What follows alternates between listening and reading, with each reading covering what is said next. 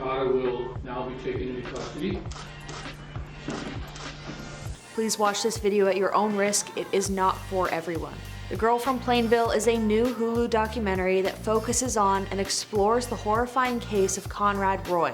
Typically, when one outcries for help, the natural instinct is to, well, help the person going through a rough time. But for Michelle, she only encouraged him, even pressuring him to commit through a series of texts that tragically eventually worked. After the passing of Conrad Roy, Michelle herself was at the center of a trial that questioned just how responsible she was in the incident. And now we see where she is now after her time spent in prison.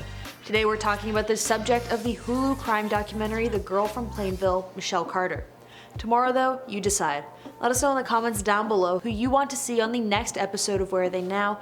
While you're there, if you could like this video, it would be much appreciated. Now, let's get into it. Michelle Carter was born in 1996 in Massachusetts. She met Conrad while on vacation in Florida in 2012 when they were both visiting their respective families.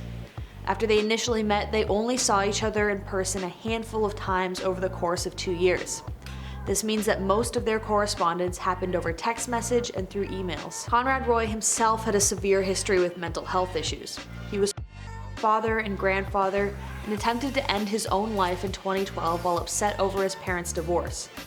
After learning that he had tried to harm himself, Michelle was initially extremely supportive and tried to get him to seek help. She actively dissuaded him from any harm for about 2 years until 2014. Conrad struggled with social anxiety and depression. He had several therapists and was taking a heavy set amount of medication. Sadly, in July 2014, Michelle's attitude, for some reason, changed towards Conrad and she no longer wanted to get him to seek help.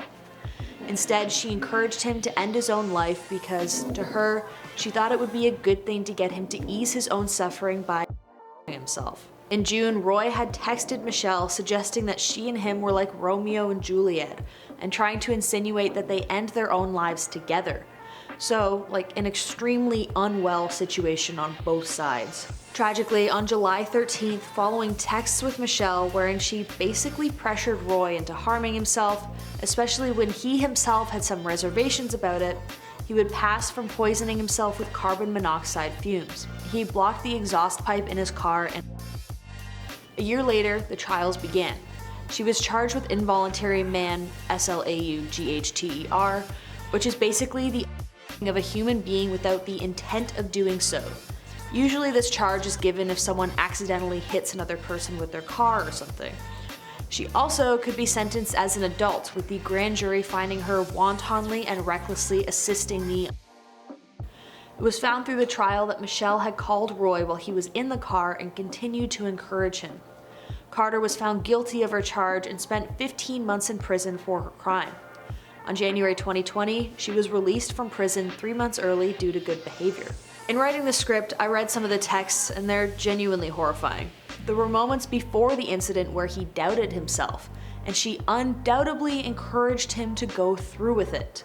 I hear the argument thrown around that it's free speech and she's innocent, and it is genuinely terrifying to me why anyone would think that at all. Every time Conrad hesitates, Michelle would say something along the lines of, quote, "You keep pushing it off and you say you'll do it, but you never do. It's always going to be that way if you don't take action. You're just making it harder on yourself by pushing it off, you just have to do it." This basically goes on and on and on. She keeps pushing him until he actually does it. It's extremely distressing to read, and I know that Michelle herself was incredibly unwell in a way that would inform her to have an altered view of taking one's own life, but it is very difficult to try and rationalize this. When she was released, a spokesperson for the prison stated, quote, "Miss Carter has been a model inmate in Bristol County. She's attended programs, had a job inside the jail, has been polite to our staff and volunteers, has gotten along with other inmates, and we've had no discipline issues with her whatsoever." Since she was released, Michelle has resolutely stayed out of the public eye. That being said, her story has been the subject of many television programs, including the Hulu show, The Girl from Plainville. Her probation is set to end in August of this year, and a condition of her parole is that she cannot profit off of the publicity of her case. That being said, when the parole ends, she's free to do as she pleases. I may be called a pessimist here, but if she releases a tell-all memoir, I won't be surprised, just pissed off. She's got no social media at all, and I wouldn't be surprised if she changed her name to avoid publicity. She'll likely keep a low profile until everything seems to have calmed down, and the newest Hulu show definitely prevents that. In fact, the Hulu show, in my opinion, could rule in favor of Michelle, and that's the last thing we want. It's happened before. A petition was created after a mini-series about the case was released at a film festival. The petition wanted to release Michelle on the grounds of violating free speech.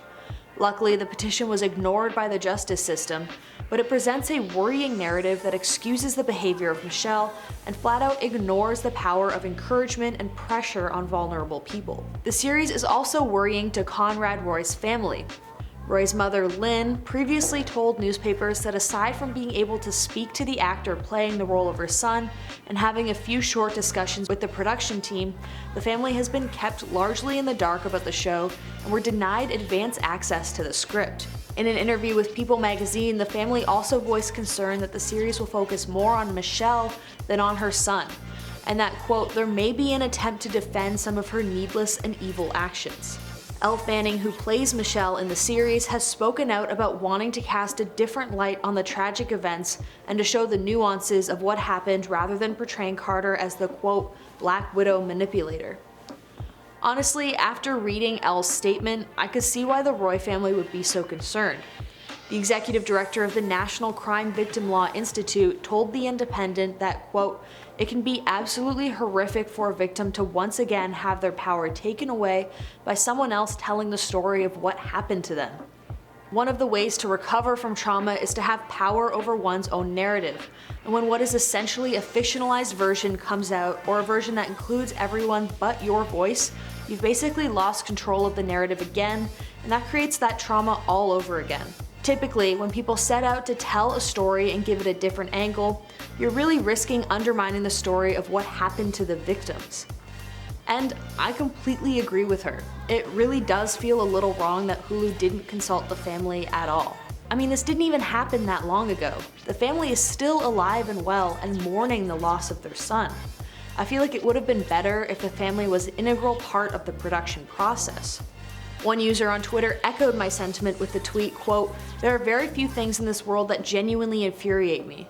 Knowing that Michelle Carter is not only out of jail, but will be off probation this year makes me irrationally mad. Our justice system has failed again. Another person tweeted, quote, if the girl from Plainville tries to victimize or defend the sick, evil actions of Michelle Carter, I will never forgive Elle Fanning for choosing to play the role. Please don't let me down.